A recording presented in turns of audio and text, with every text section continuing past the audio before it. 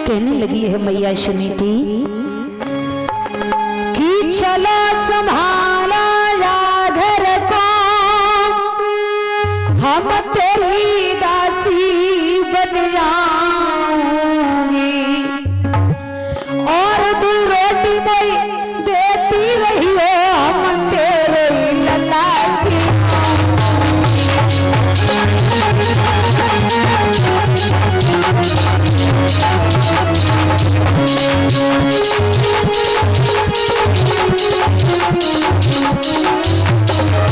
बोली सब बहन इनकार मत कर, तू अंदर महल में चल, मैं तेरी दासी बन के रह लूंगी। अरे चलो संभालो जा घर को, हम तेरी दासी बन जाऊंगी, तो रोटी कोई देती रही हो, हम तेरे लल्ला खिलाऊंगी।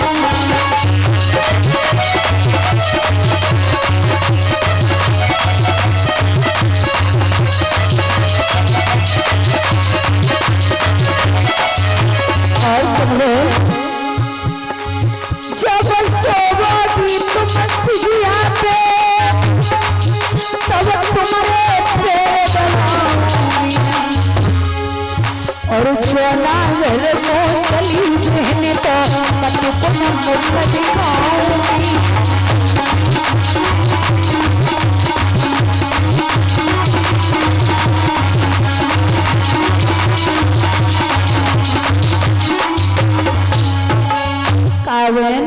देख तूने एक लात मारी दूसरी और मार ले, लेकिन हमें ऐसे छोड़ के ना जा। मैं अपने पिया को अपना मुख कैसे दिखाऊंगी, क्योंकि हमने अपने पिया की शादी खुद कह करके करवाई। मैं तेरी दासी बन करके रह लूंगी, शाम को जब तुम लेटोगी ना, मैं तुम्हारा बिस्तर लगा दिया करूंगी, तुम्हारे आंगन में बालक पैदा हो जाएगा ना, तो तुम्हारे बच्चे को खिलाती रहूंगी, केवल मुझे 2 रोटी देती रहना, तुम जो कहोगी वो करने के लिए तैयार हो।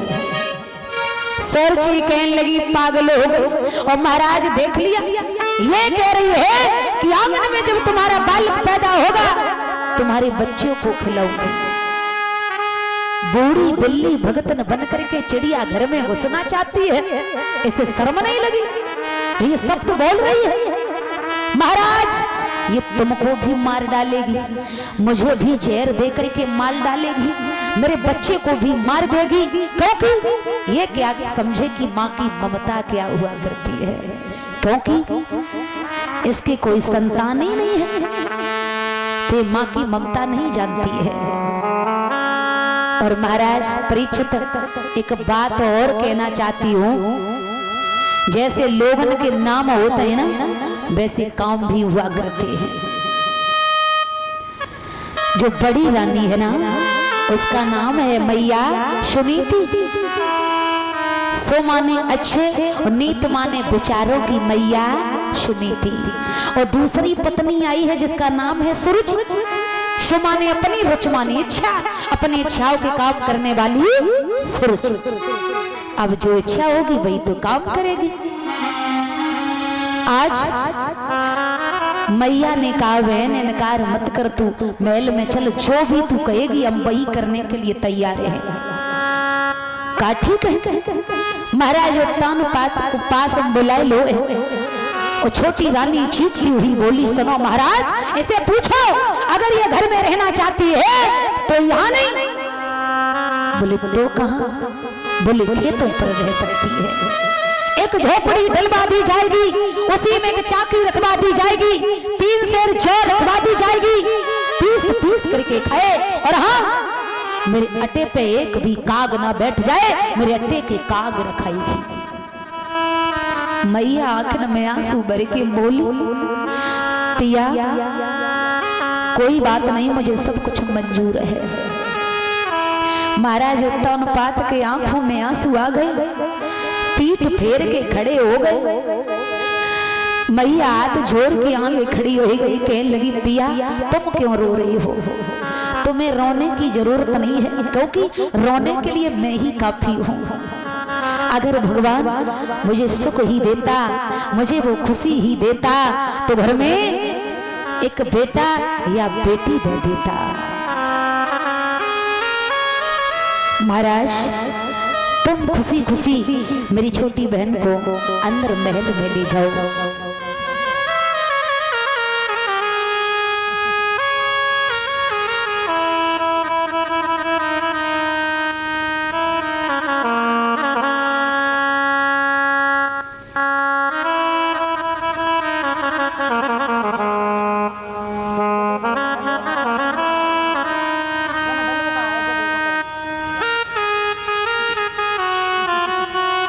आज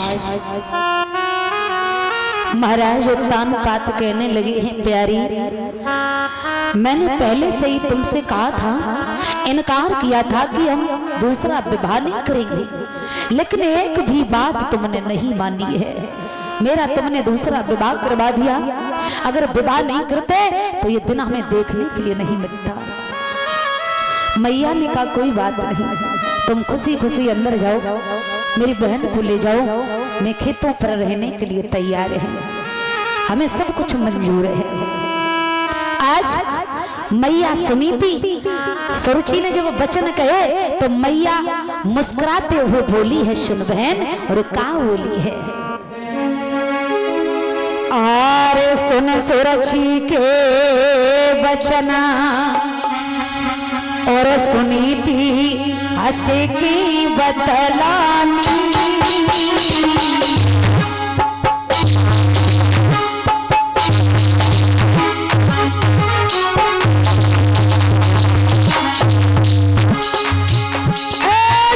सुरुचि के वचन सुनी थी हंसी की बतलानी।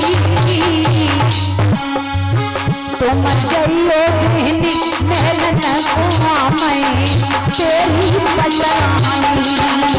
भैया जइयो बहनी महल न घुमाई तेरी बतलानी।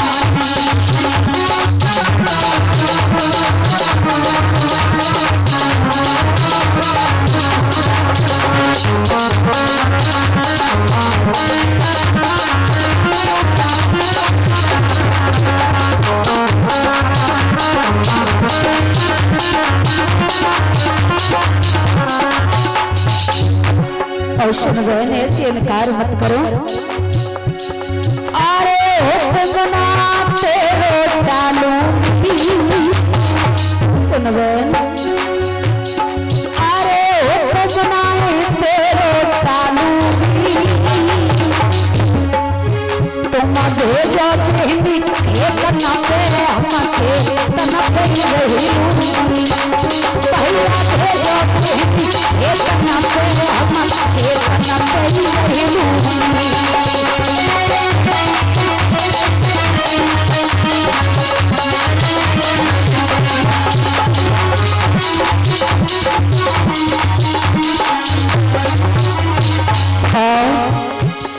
अरे आर्या बोलो मेरे भाई। अरे आर्या बोलो मेरे भाई। और कर्म देखना मुझे करो लाखों चतुराई। भैया कर्म देखना मुझे करो लाखों चतुराई।